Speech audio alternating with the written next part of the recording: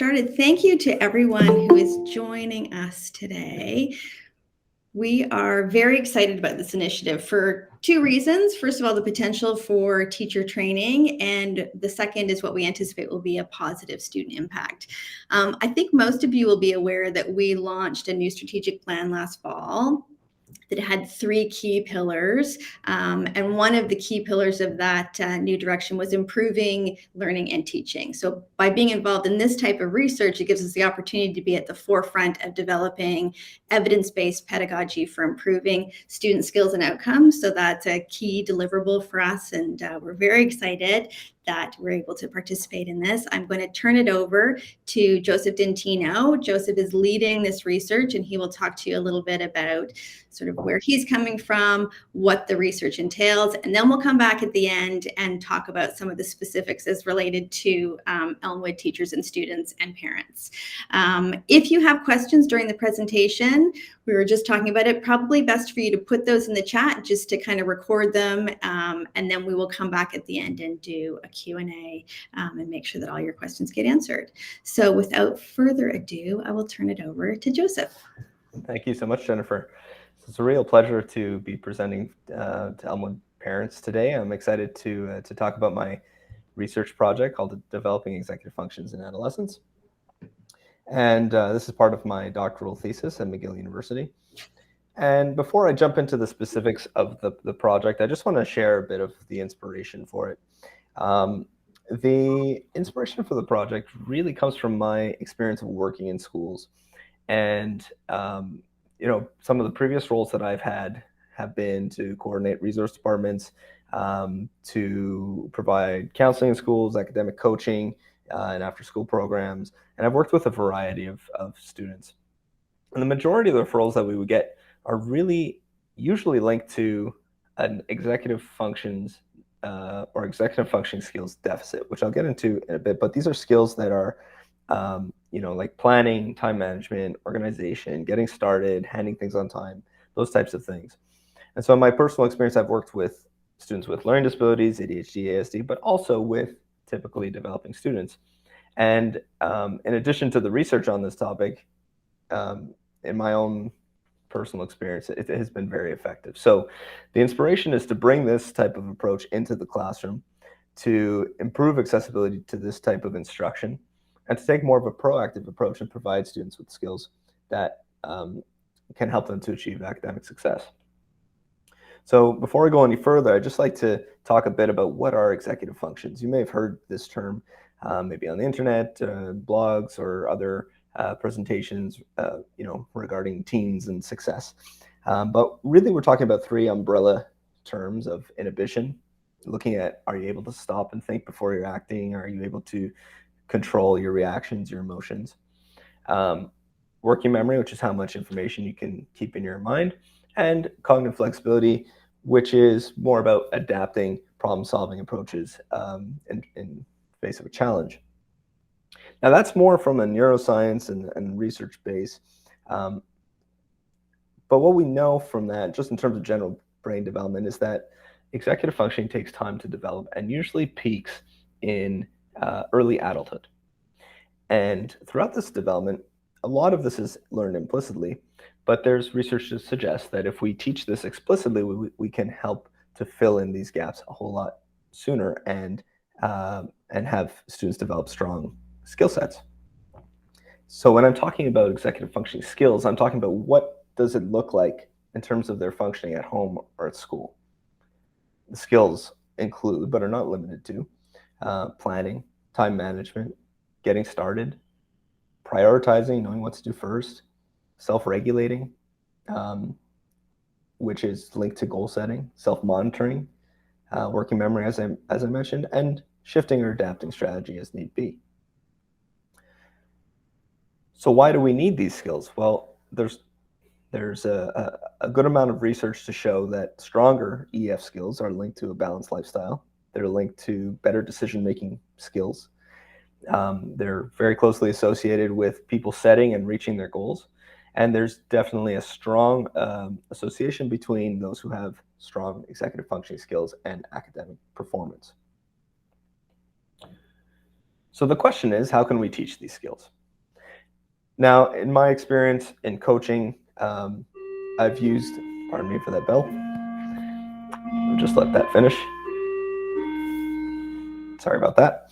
So the model that we use for coaching is called the cognitive apprenticeship model. And really what it's about, in a nutshell, is about making thinking visible and using the expertise of the professional to help the student to develop autonomy.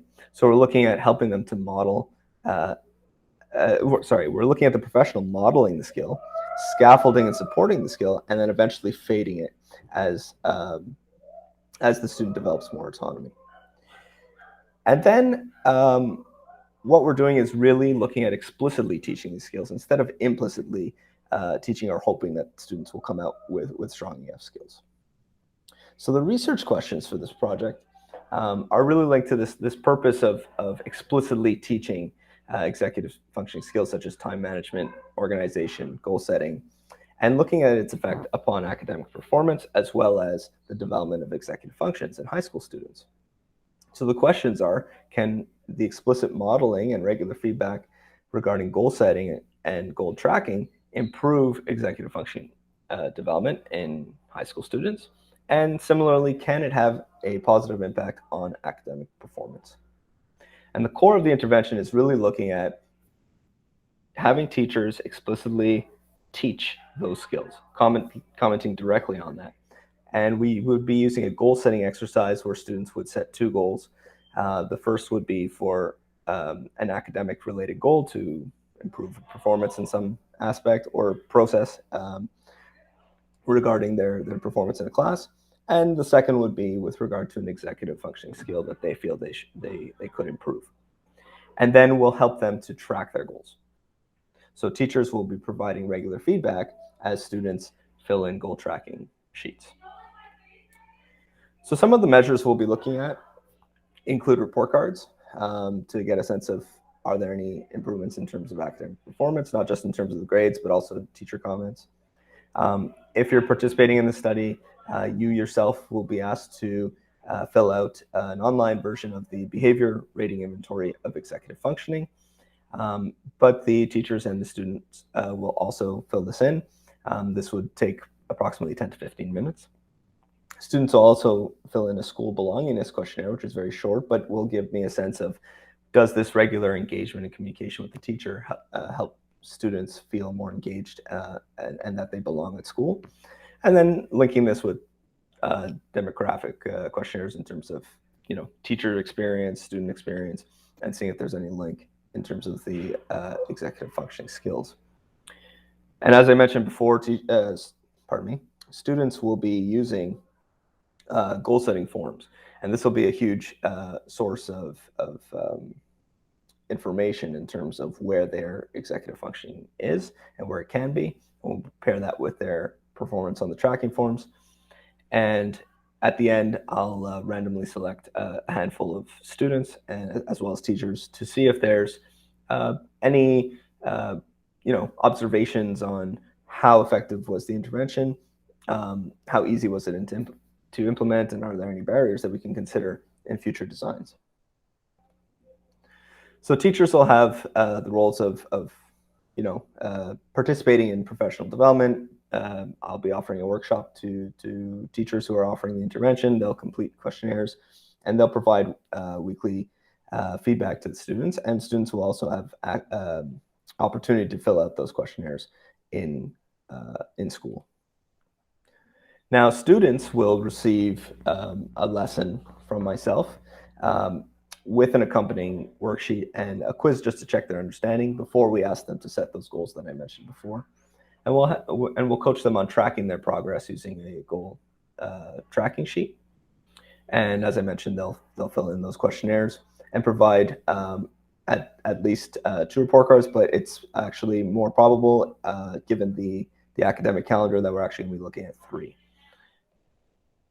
In terms of parent role and responsibilities, well, it's completing that questionnaire that I mentioned previously, and at least 2 points, but potentially even at 3 points in the academic year, just to see if there's any improvement at home, because parent observations are very important as well, especially given that high school students have a lot of responsibilities when they leave school in terms of managing their extracurriculars, but also managing their homework time and getting assignments done. So the expected outcomes for this project are to improve executive functioning skills. I'm hoping that the intervention will also be linked to improving academic performance, and will lend to higher teacher-student engagement and communication. But potentially the most important aspect of this project is really to look at the feasibility of coaching and instructing students universally, and seeing how effective is that in terms of a class-wide intervention, because we can then take that information and refine this type of instruction so that we're offering the best practice available and preparing students for the future. So the project timeline would be that we're looking at an 8-week intervention in January, starting in January, and will require the questionnaires to be completed beforehand.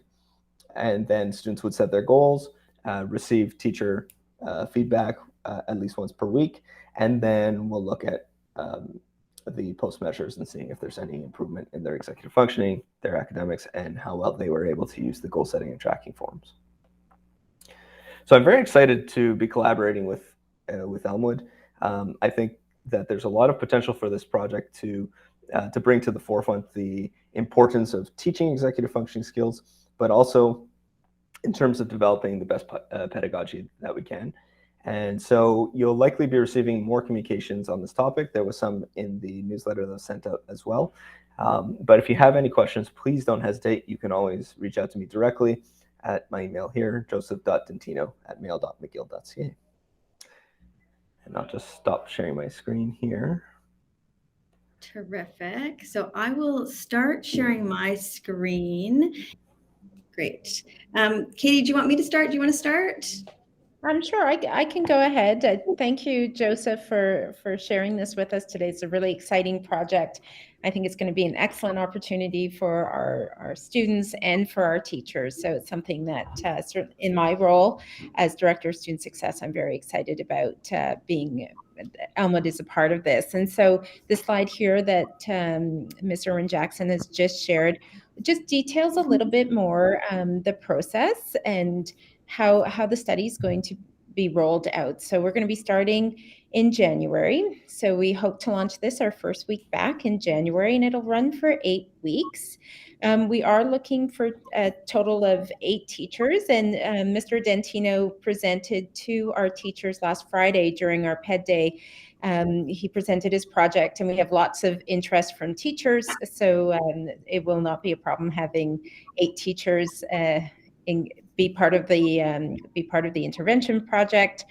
And regarding student involvement, all students who are in the intervention classes, so we will have a control group and an intervention group. Students in the control group will receive the intervention after March break. So we will run the intervention again for control group students. But every student in a class that is an intervention class will be receiving the intervention.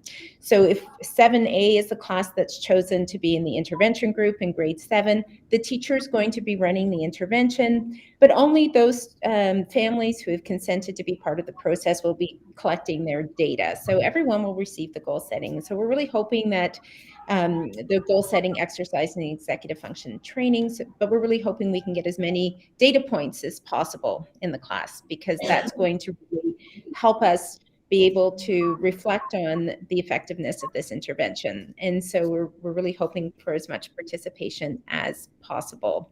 And the parent commitment, I believe Mr. Dentino had already spoken about that. There'll be questionnaires pre and post intervention, and all the information that's going to be collected, as with any research of this type, is all going to be confidential and kept in a confidential manner with ID, student ID numbers, and none of your personal student information will be shared in terms of the results of this project.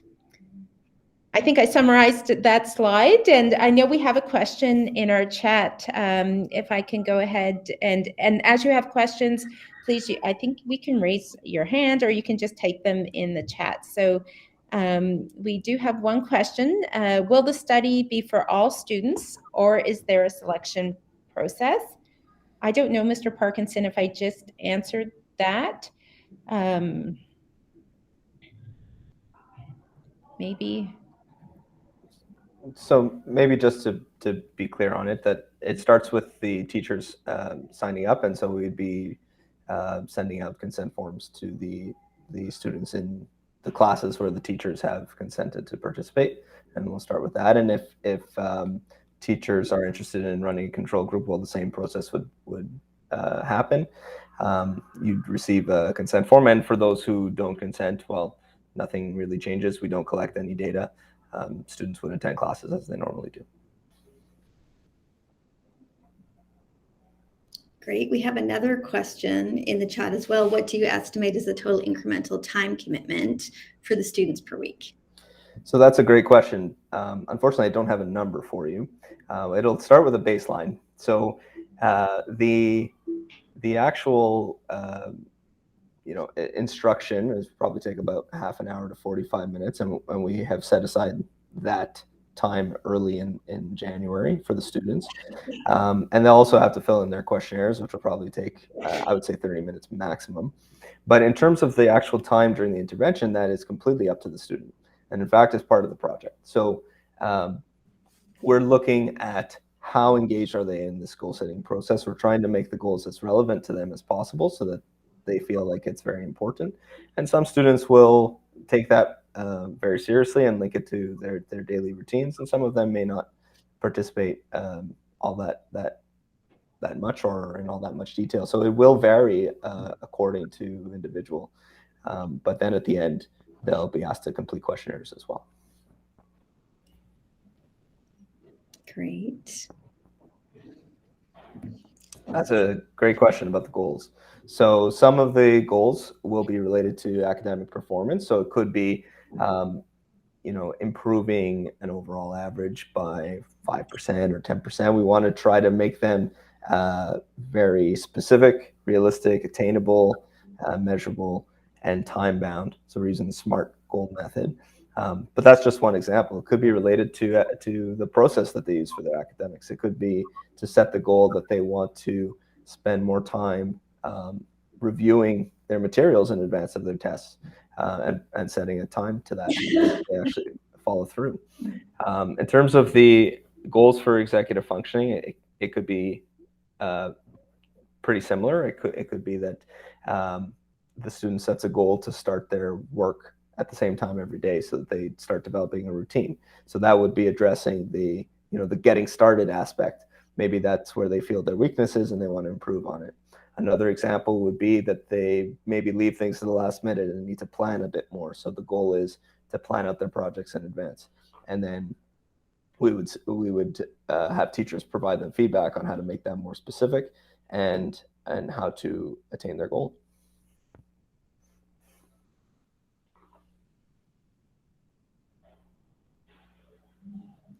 That's terrific. Does anyone have any other questions? You can put it in the chat. You can open your mic, whatever you're most comfortable with.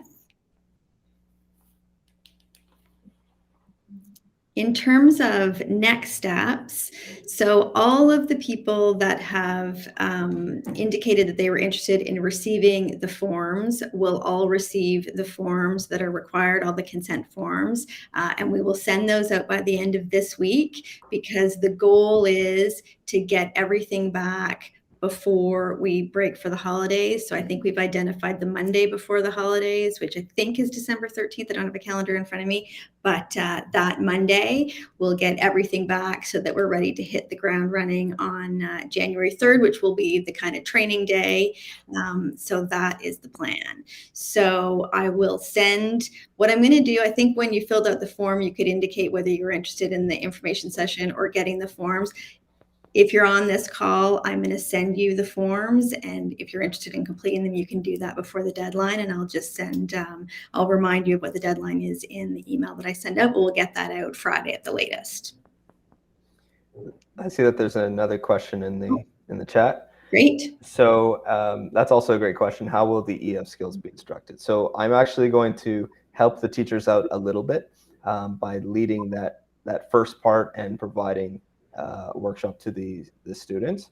And the rest of the instruction after that explicit workshop, which is really looking at what are SMART goals, how do you set them, what are executive function skills, and how can you improve them? From that point on, students will actually complete their goal setting forms.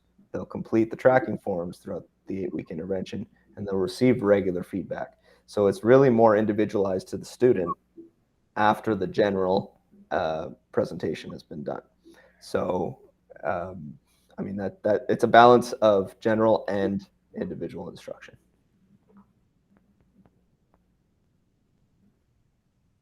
Okay. If there are no more questions, thank you everyone for joining us. We hope you're as excited about this as we are. And as I said, we'll be sending an email out by the end of the week with all the information that you need. If you have any questions for Ms. Fraser or Mr. Dentino, you can send those questions to either of those people directly. And yeah, we look forward to having you participate. Thanks, everyone. Thank you, everyone. Thank you.